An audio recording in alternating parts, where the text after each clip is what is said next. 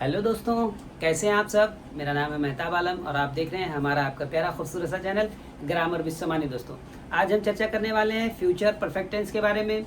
आज हम future perfect tense के निगेटिव, इंट्रोगेटिव निगेटिव सेंटेंस के बारे में चर्चा करेंगे। आप सोच रहे होंगे कि निगेटिव इंट्रोगेटिव निगेटिव सेंटेंस के बारे में चर्चा करेंगे तो अफर्मेटिव सेंटेंस के बारे में कौन चर्चा करेगा। दोस्तों, घबराने की जरूरत नहीं है। अगर आपको अफर्मेटिव सेंटेंस के बारे में अगर देखना है तो आप हमारे चैनल पर जाकर अफर्मेटिव सेंटेंस के वीडियो लेक्चर ऑलरेडी अपलोड हैं, वहाँ आप देख सकते हैं। दोस्तों, आज हम अफर्मेटिव सेंटेंस को ना करके बल्कि निगेटिव इंट्रोगेटिव निगेटिव सेंटेंस के बारे में चर्चा करेंगे। आइए देखते हैं कि फ्यूचर परफेक्ट टेंस को बनाते कैसे हैं। निगेटिव सेंटेंस बनाने के लिए दोस्तों कहीं से कुछ लाने की जरूरत नहीं है। जिस तरीके से अफर्मेटिव सेंटेंस बनाते हैं यानी पॉजिटिव सेंटेंस बनाते हैं, सेम वही क्रियाविधि फॉलो होगी, बस नॉट का प्रयोग लग जाएगा दोस्तों, और हमारा जो है फ्यूचर परफेक्ट टेंस बनकर तैयार हो जाएगा। पहले हम सब्जेक्ट लिखेंगे, helping verb will have, shall have का प्रयोग करेंगे। उसके बाद विल हैव और शैल हैव, विल और शैल के बाद नॉट और बीच में हैव और शैल के बीच या विल और शैल के बीच नॉट का प्रयोग होगा। वर्ब की थर्ड फॉर्म का प्रयोग होगा और ऑब्जेक्ट का प्रयोग होगा। आइए बना के देखते हैं, तब आपको समझ में आएगा। ज्यादा चर्चा ना करते हुए डायरेक्ट टॉपिक पे आएंगे। Don't beat about the words, please come to the point. इधर उधर की बातें छोड़ें और मुद्दे की बात पर आए। दोस्तों, हम देखते हैं नेगेटिव सेंटेंस बनाने के बारे में। Negative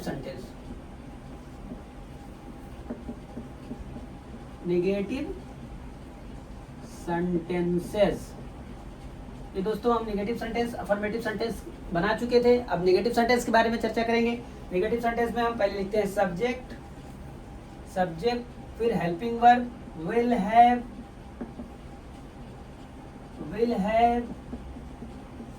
shall have, not, verb की थर्ड फॉर्म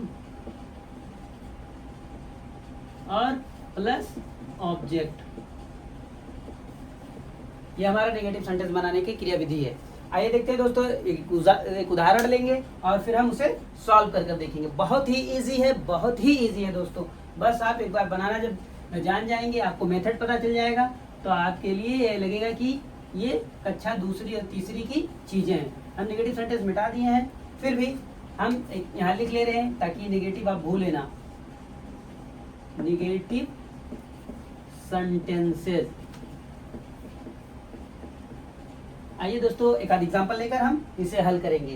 क्या मेहमानों के आने से, हम नेगेटिव सेंटेंस लेंगे दोस्तों।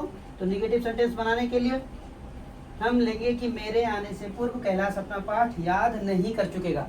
मेरे आने से पूर्व,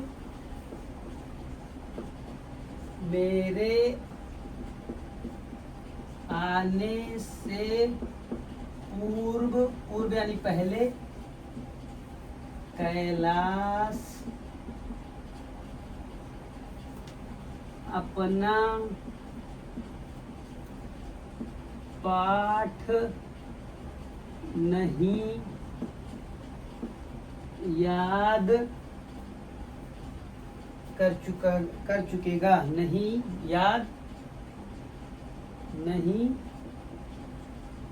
कर चुकेगा। दोस्तों, ये रहा, मेरे आने से पूर्व कैलाश अपना पाठ नहीं याद कर चुकेगा। तो आइए देखते हैं कि मेरे आने से पूर्व कैलाश अपना पाठ नहीं याद कर चुकेगा। वाक्यांश में देखिए चुकेगा आ रहा है। अब देखते हैं कैसे रहेगा ये। हम लिखेंगे पहले किसके आने के पहले, तो मेरे, तो सब्जेक्ट कौन है, मेरे आने की। अब हम विल और शैल का प्रयोग करते हैं। यहाँ लिखेंगे विल, मेरे आने से पहले, तो कैलाश, इसमें सब्जेक्ट कौन है, कैलाश। किसके आने से पहले, क्या कहते हैं, मेरे आने से पहले कैलाश अपना पाठ नहीं याद कर चुकेगा। तो इसमें सब्जेक्ट कौन है, पहले कैलाश है, कैलाश अपना पाठ पहले नहीं याद करेगा, उसके बाद मैं आऊँगा ना, यानी मेरे आने से पहले कैलाश अपना पाठ नहीं याद कर चुकेगा। जब मैं आऊँगा तब कैलाश पाठ याद करेगा, इसीलिए हम लिखेंगे कैलाश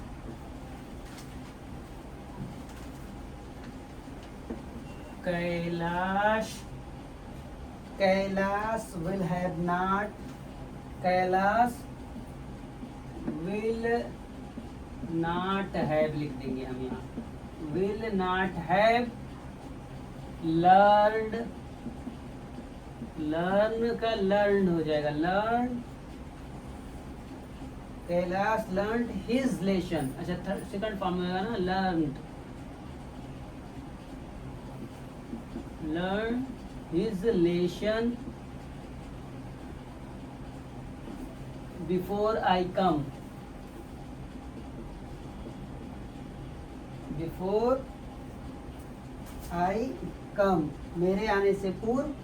क्या है? मेरे आने से पूर्व, मेरे आने के पूर्व कैलाश अपना पाठ नहीं याद कर चुकेगा। मेरे आने से पूर्व कैलाश अपना पाठ नहीं याद कर चुकेगा। बिफोर आई कम, ये हो गया निगेटिव सेंटेंस। अब देखिए दोस्तों, यहाँ कैलाश सब्जेक्ट हो गया। यहाँ दो घटना एक साथ हो रही हैं। एक पहले मैं आ रहा हूँ, उसके बाद कैलाश अपना पार्ट, यानी कि कैलाश पहले अपना पार्ट नहीं याद कर रहा, उसके बाद मैं आ रहा हूँ। तो कैलाश, अब ये हेल्पिंग वर्ब है, विल नॉट या विल है, ये नॉट निगेटिव के लिए है, ये देखिए दोस्तों। और हैव, ये विल हैव शैल हैव का प्रयोग होगा। ये वर्ब की थर्ड फॉर्म लर्न, लर्न होता है। His lesson before I come, मेरे आने से पूर्व कैलाश अपना पाठ नहीं याद कर चुकेगा, निगेटिव हो गया। एक और ले लेते हैं, दूसरा हम एग्जाम्पल के तौर पर, कि सूर्य निकलने से पूर्व वह अंधा व्यक्ति स्नान नहीं कर चुकेगा। सूर्य निकलने से पूर्व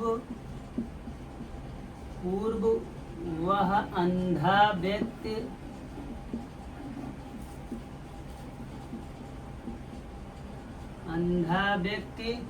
सूर्य निकलने से पूर्व वह अंधा व्यक्ति स्नान नहीं कर चुकेगा। व्यक्ति स्नान नहीं कर चुकेगा।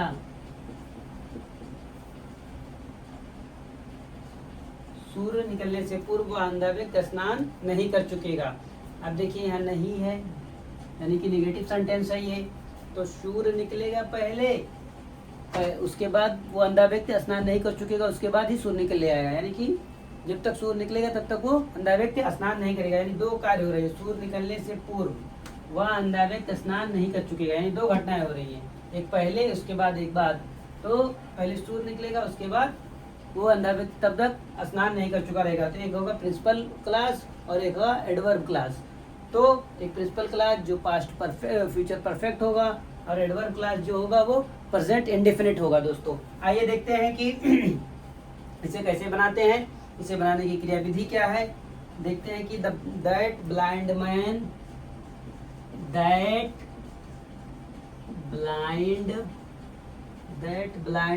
विल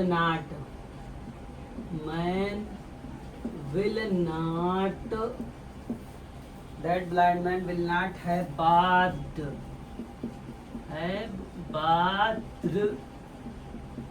देखिए विल और हैव के बीच में हमने कहा था दोस्तों, जो हेल्पिंग वर्ब है विल हैव और शैल हैव के बीच में, तो विल और हैव के बीच में नॉट का प्रयोग हो जाएगा। That blind man will not have bath before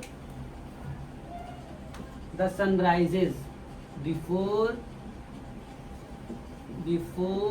the sun rises,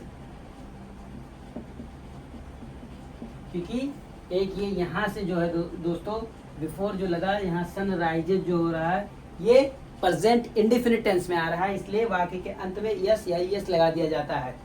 ये देखिए इतना जो आया है दोस्तों यहाँ तक का, ये हमारा इसको हम कहते हैं प्रिंसिपल क्लास, यानी कि ये फ्यूचर परफेक्ट टेंस हो गया। और यहाँ से जो यहाँ तक का है दोस्तों, ये राइजेस तक का, यानी कि द सन राइजेस, ये हमारा प्रेजेंट इंडेफिनिट टेंस हो गया दोस्तों। तो कोई रॉकेट साइंस नहीं है, आपको समझने की ज़रूरत है, एक डेडिकेशन हो, एक लगन हो, आप इजली वे में कोई भी चीज़ें सॉल्व कर सकते हैं। ये रहा हमारा नेगेटिव सेंटेंस के बारे में। हम ज़्यादा एग्जांपल नहीं दे सकते क्योंकि वीडियो बहुत लंबी हो जा रहा है दोस्तों, बस समझदार के लिए इशारा काफ़ी है, वो वाला कॉफ़ी नहीं है, समझदार के लिए इशारा पीने वाला कॉफ़ी। तो आइए देखते हैं दोस्तों एक आध एग्जाम्पल और लेकर, ताकि चीज़ें आपको और समझ में आए। ये हमारा था नेगेटिव सेंटेंस। अब हम चर्चा करने वाले हैं अफर्मेटिव इंट्रोगेटिव सेंटेंस के बारे में। इंट्रोगेटिव सेंटेंस मुख्यतः दो प्रकार के होते हैं दोस्तों। एक इंट्रोगेटिव सेंटेंस जो वाक्य के प्रारंभ में क्या आए तो उसे हम फर्स्ट टाइप का इंट्रोगेटिव सेंटेंस कहते हैं, और जो वाक्य के मध्य में कब, कहाँ, क्यों, कैसे, कितना, किसे, इस तरीके के वाक्य आए तब उसे हम सेकंड टाइप का इंट्रोगेटिव सेंटेंस कहते हैं। तो फर्स्ट टाइप का इंट्रोगेटिव सेंटेंस बनाने के लिए हमें कोई चीज अलग से लाने की जरूरत नहीं है। हम विल हैव और शैल हैव का प्रयोग पहले कर लेंगे, सब्जेक्ट से पहले विल शैल का प्रयोग करेंगे, फिर सब्जेक्ट लिखेंगे, फिर हैव लिखेंगे, फिर वर्ब की थर्ड फॉर्म लिखेंगे, फिर ऑब्जेक्ट लिखेंगे। अच्छा, जब सेकंड टाइप का इंट्रोगेटिव सेंटेंस होगा तो हम कब, कहाँ, क्यों, कैसे, कितना, किसे, कौन, इस तरीके के वाक्य को पहले लिखेंगे। उसके बाद सब्जेक्ट विल या शैल का प्रयोग करेंगे, फिर सब्जेक्ट लिखेंगे, फिर हैव लिखेंगे, फिर वर्ब की थर्ड फॉर्म लिखेंगे और फिर ऑब्जेक्ट लिखेंगे। आइए देखते हैं दोस्तों फर्स्ट टाइप का इंट्रोगेटिव सेंटेंस को बनाते हैं। इंट्रोगेटिव सेंटेंस,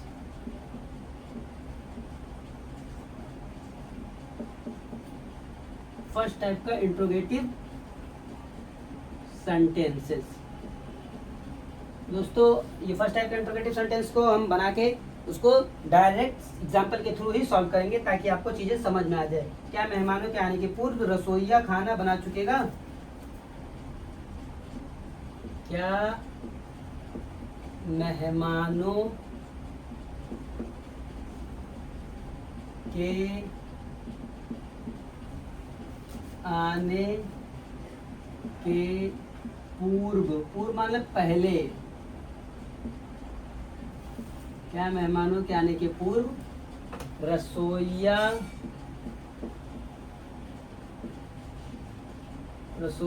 खाना बना चुकेगा? देखिए दोस्तों, दो घटनाएं हो रही हैं। एक मेहमान आएगा, उससे पहले क्या रसोइया खाना बना चुकेगा, यानी एक बार मेहमान आएंगे उसके बाद रसोइया खाना बनाएगा। दो घटनाएं एक साथ हो रही हैं। तो दोस्तों इसे हम कम्प्लेक्स सेंटेंस भी कहते हैं। क्या मेहमानों के आने के पूर्व रसोइया खाना बना चुकेगा? वाक्य के अंदर चुकेगा, चुकेगा, चुकेगा आदि शब्द आ रहा है और फ्यूचर में कार्य हो रही है। दोनों कार्य घटनाएं, पहले मेहमान आएगा और फिर रसोइया खाना बना लेगा, दोनों फ्यूचर टेंस में ही वाक्य हो रही है, घटनाएं घटित हो रही है। इसीलिए इसे हम फ्यूचर परफेक्ट टेंस में लेते हैं वाक्यों को। अच्छा, देखते हैं अब इसे बनाने की क्रिया विधि क्या है। हम इसमें हमेशा विल हैव और शैल हैव का प्रयोग करेंगे और वर्ब की थर्ड फॉर्म का प्रयोग करेंगे। इंट्रोगेटिव सेंटेंस है तो हम विल और शैल को पहले, फिर सब्जेक्ट, फिर वर्ब की थर्ड फॉर्म, फिर ऑब्जेक्ट, इस तरीके से बनाते हैं दोस्तों। तो विल द कुक हैव, देखते हैं दोस्तों, विल द कुक,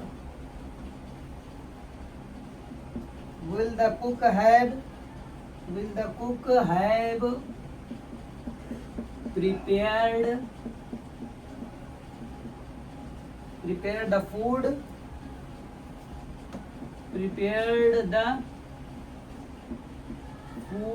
before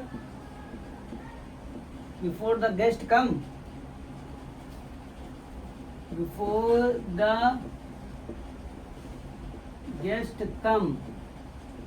दोस्तों ये चीजें कभी ना भूलें जो वाक्य के अंत में इंट्रोगेटिव साइन लगा देते हैं। ये देखिए, ये इंट्रोगेटिव जो साइन है इसको लगाना आप कभी ना भूलें। देखिए विल हमने क्यों लगाया?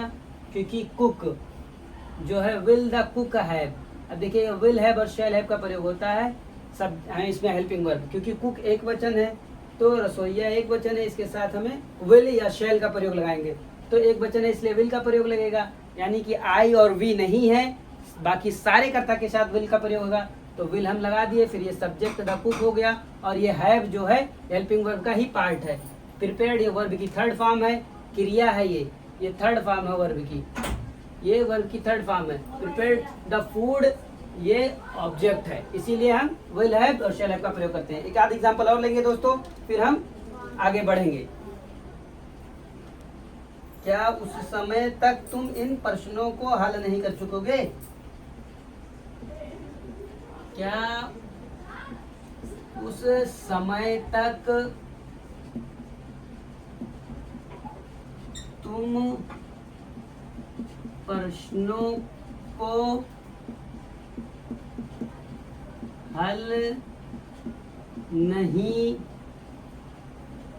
कर चुकोगे?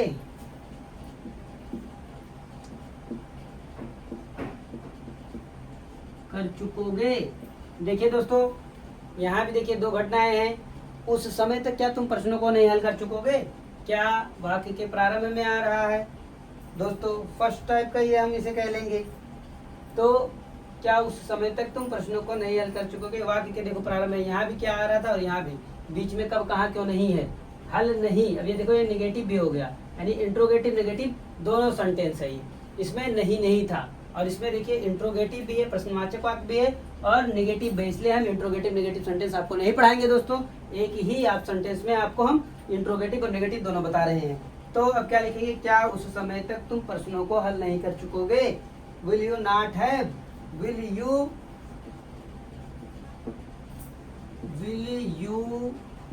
Not have complete, will you not have solved these question, will you not have solved these question,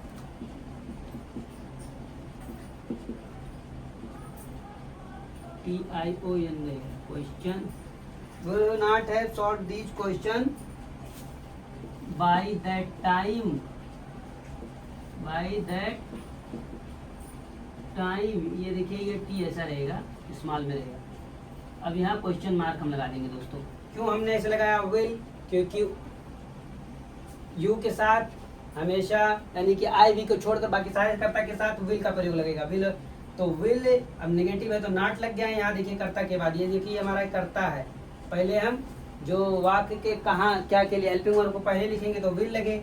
अब ये कर्ता लिखे, फिर नॉट लिखे और हैव है। विल हैव और नॉट हैव, विल हैव चल हैव रहता था ना, तो विल कर्ता के पहले विल, फिर बीच में कर्ता, फिर नॉट, फिर हैव, फिर वर्ब की थर्ड फॉर्म, फिर दीज क्वेश्चन। ये हमारा ऑब्जेक्ट हो गया और बाय दैट टाइम ये हमारा प्रेजेंट इंडेफिनिट टेंस हो गया। आइए देखते हैं सेकंड टाइप का, WH टाइप को एक क्वेश्चन हल कर लेते हैं, फिर हम आगे बढ़ेंगे दोस्तों। एक क्वेश्चन हम सेकंड टाइप से ले लेते हैं।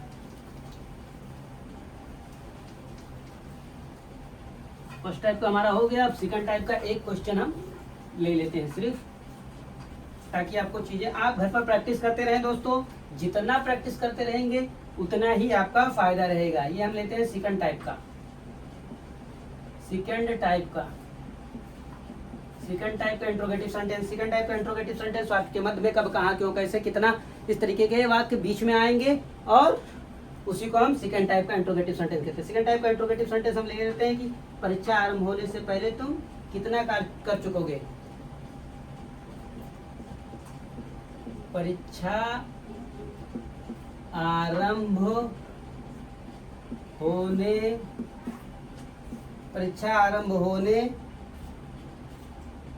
से पहले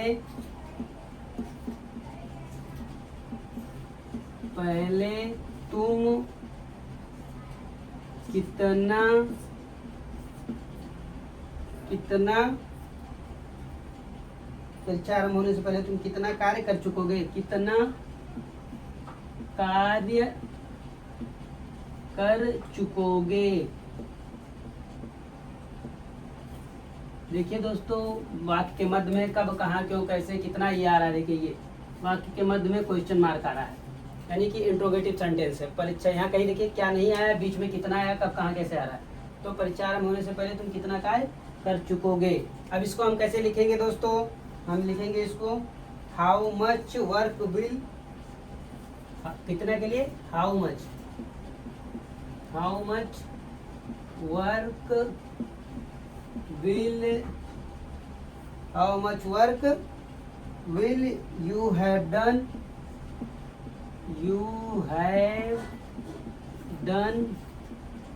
before the examination began,